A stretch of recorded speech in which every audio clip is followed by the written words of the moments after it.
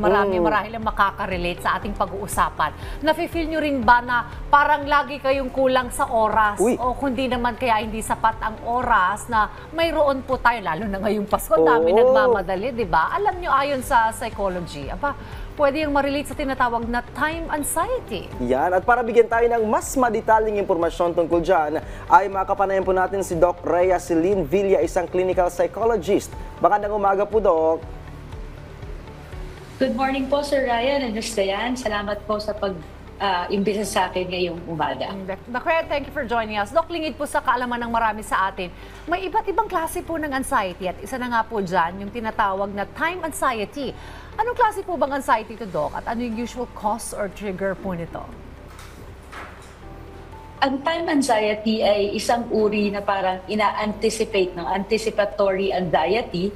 Ito yung pagkabalisa tungkol sa oras. Sapat ba ang oras? Paano ba ito ginagamit?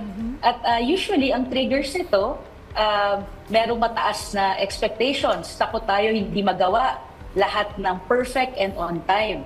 Pangalawa, yung fear of failure. Pakiramdam na nauubusan tayo ng oras para maabot yung goals natin. And pangatlo, pag overloaded na ang schedules. Pag sobrang dami na tayong ginagawa, ang hirap na mag-prioritize. So, konektado ito sa ating may tinatawag na cognitive distortions, so na parang faulty thinking na hindi na realistic. Doc, kasama ba dito yung pagiging excited? Kasi minsan, sa pagiging excited natin, hindi na tayo makatulog, mayat-mayat tinitingnan yung oras. At ano, Doc, yung mga karaniwang mga signs o senyales na yung isang tao ay meron ng tinatawag na time anxiety? Maganda tanong yan, Sir Ryan. Kapag excited ka, nagkakaroon ka ng positive emotions, hindi siya problema, no? Walang dapat ikabahala.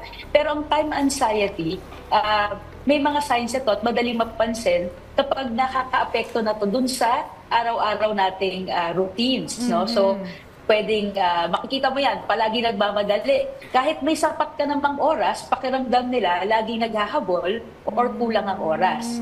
Pangalawa, ang gulo ng utak, nag-overthink na siya tungkol sa past or sa future. So madalas iniisip nila yung mga what ifs, kung ano ang hindi nagawa o takot tayo sa mga posibleng mangyari.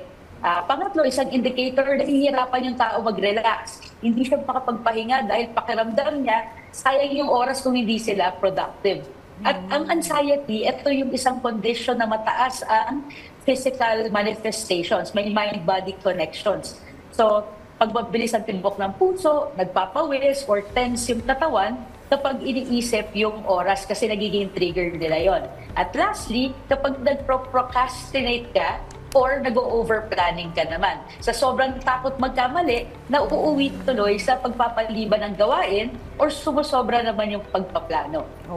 Although ang iba naman sinasabi, Doc, talagang time is really limited naman talaga. Kaya yung iba, ang sinasabi, magmamadali talaga ako kasi marami akong dapat gawin. Kasi kailangan ko matapos lahat ng ito. Pero sabi nga ni Doc, kapag yung productivity ay naapektuhan, that is already probably a sign of time anxiety. Pero, Doc, ano naman yung mga maaring gawin para maiwasan itong time anxiety? Oo. Kailangan talaga maging realistic tayo. Let's set realistic goals. Gawin specific, manageable yung purpose natin para hindi tayo masyadong ma-pressure. Pangalawa, naiintindihan ko, lalo na to, mag-Christmas season, ang daming kailangan gawin. So ngayon, kailangan natin mag-prioritization. So may mga techniques para mag-prioritize. Either mag-to-do list ka or mag-focus ka muna sa mga important na tasks, no? And lastly, importante mag-build ng healthy routine. Maglaan tayo ng oras para rin magpahinga at self-care din para hindi mag-burn out. Kasabay nung mga kailangan nating gawin. Deliberate siguro, mag-schedule ka ng bakasyon. Mag-break ka. Try to break from all yung usual na ginagawa mo. Alright. Yung mga, kasi may nasabi na si Doc kanina na mga tips, some tips, pero baka meron pa dyan na, Doc, pwedeng gawin para mas ma-handle ng tao na may time anxiety. Ano po bang best na gawin? Okay, may mga ibang psychological principles na pwede tayong apply. May tinatawag sa psychology na chunking. So, i-break natin yung ating gawain into smaller tasks para hindi tayo malula or ma-overwhelm. Second, pag ayan na yung mga thoughts, no? Nagre-raise na yung thoughts, pwede natin i-try, i-challenge, or i-reframe. Mag-focus tayo, ano muna yung kaya ko kontrolin para hindi tumaas yung time anxiety. And lastly, huwag natin pilitin sarili natin na gawin lahat sabay-sabay. Yung pahinga, mahalaga rin yan sa productivity. Alright, Dok, kailan naman kailangan ng kumonsulta sa isang eksperto? Kapag siguro masasabi natin na, naku, parang medyo malala na itong time anxiety na ito. Kung sobrang stress ka sa oras na to the point na apektuhan na yung everyday routine, it's best to consult a mental health professional. Now, so ano yung mga signs niyan? Unproductivity. Kapag hindi mo na matapos yung mga gawain dahil na-overwhelm ka or nagmamadali ka lagi, nagpo-procrastinate. Pangalawa, yung emotions mo, emotional distress. Kung madalas ka nakakaramdam ng matitinding emotions like guilt, frustration, or low self-esteem, apektado na rin talaga yung well-being ng tao. At lastly, si anxiety nga ay may physical symptoms. Pwedeng makadevelop ka ng insomnia, o headache, sumasakit ang ulo, o mabilis yung tibok ng puso mo dulot ng stress. Doc, dito lamang daw ay nag-release din kayo ng sarili niyong libro na Tama na Brain. Ano po ba yung nilalaman ng librong ito, Doc? At sino po yung mga makaka-relate dito?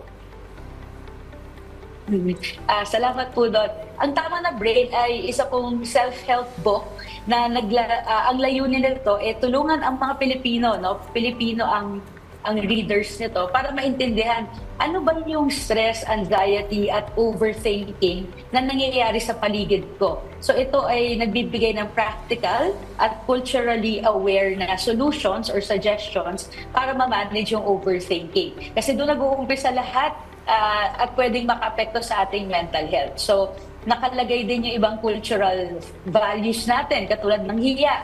Paano nag-contribute yung hiya sa overthinking or sa mental health natin?